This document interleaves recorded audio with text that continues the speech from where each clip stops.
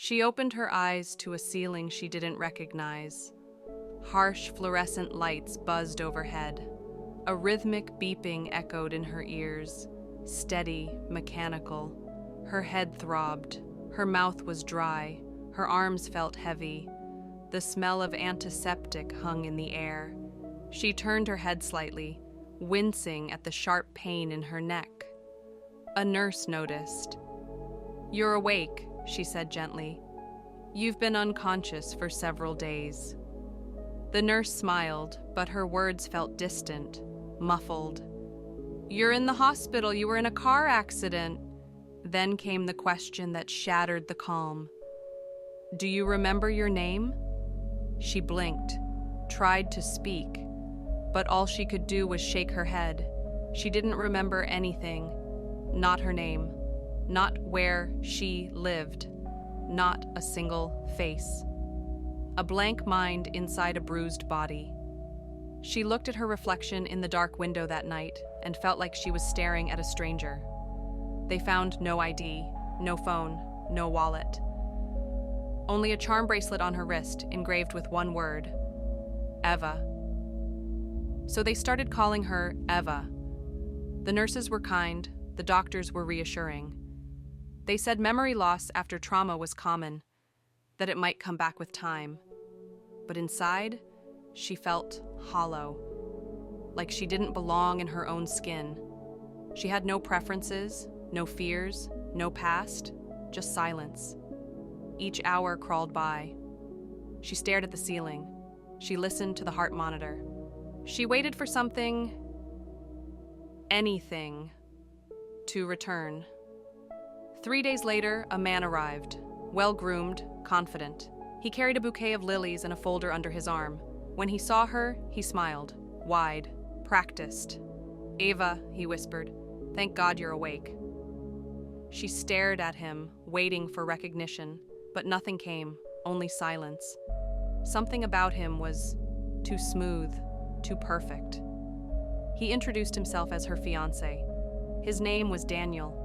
He showed photos of them, smiling, embracing, laughing. He knew her favorite foods, her allergies, her dreams. He even knew the song she supposedly hummed in the shower. Everyone believed him. Everyone, except her. When he touched her hand, her skin crawled. His words were charming, but calculated. His presence never left.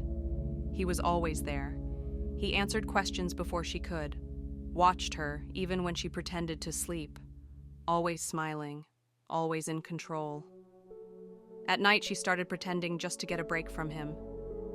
But even then, she felt his eyes on her. There was no rest, no peace.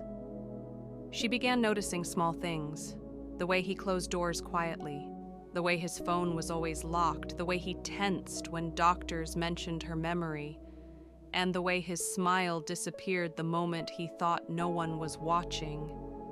Then the dreams began. Dark woods, broken glass, a phone shattered, a voice screaming a name that wasn't Eva. Lena.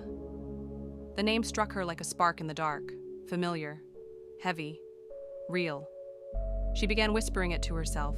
Lena, Lena, Lena. Every time she said it, her heartbeat quickened. Her hands trembled. One night, while he slept beside her bed, she slipped out. Quiet, barefoot, her heart pounding, her hands shaking.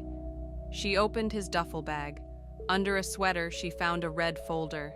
Inside, photos of her. Some taken from a distance. Some clearly without her knowing. One had her eyes scratched out in red ink. Another was labeled LIAR. There were handwritten notes, printouts, maps, and on the front, written in thick black marker, "She must never remember." She ran. No shoes, no memory, just fear and instinct. She reached a payphone outside a gas station.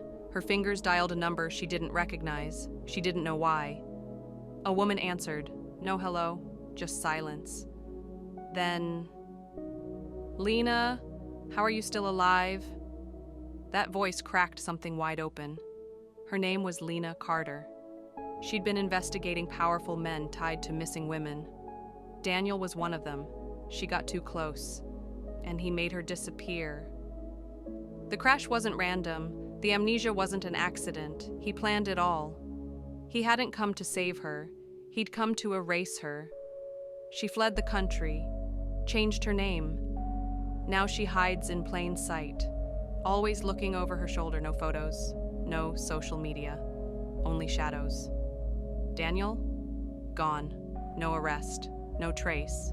But she knows he's out there, waiting. And if you ever meet a woman who flinches at the name Eva, you'll know. Some memories are stolen, others come back to save your life.